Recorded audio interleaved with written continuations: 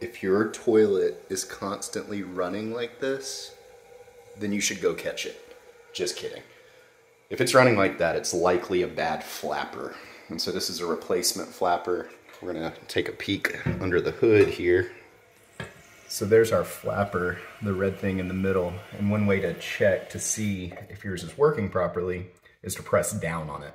So mine's right on the verge of not working. Sometimes it catches, other times it doesn't. So we're gonna replace it halfway proactively. We just don't want the water running, especially if you have younger kids in the house.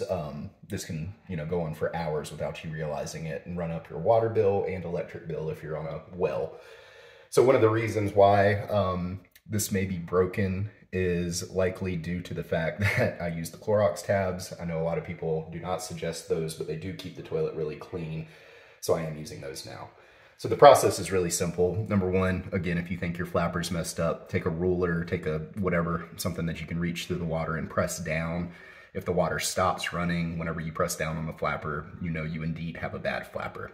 So there's a few things that make up the flapper and how it works.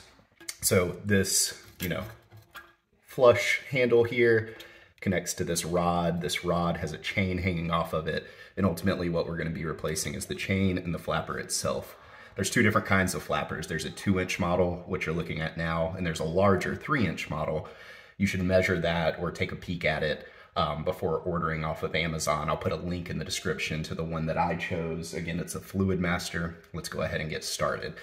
We're gonna take the left and the right pieces off here momentarily, but first, what you need to do is turn off the water to your toilet. So behind the toilet, there's this knob. You're gonna turn it to the right entirely, and that's gonna cut off the water supply to the toilet. After you cut off the water supply, you flush the remaining water out so we can easily access the flapper and it will not fill back up. Sometimes you need to hold it up in order to get it all out. After that's done, we're gonna take the flapper off the right side here. Just kind of bending it out and up, out, and up. And then we're gonna remove it off the chain. The chain's just one of these little hook devices, kind of like a necklace. And so I'm gonna take that off and we're gonna get our new one out of the packaging. So I've gone ahead and thrown away my old one. The new one is gonna be just the reverse process. Sit it down in there, hook it up on the right and the left, and then we're gonna hook the chain up next.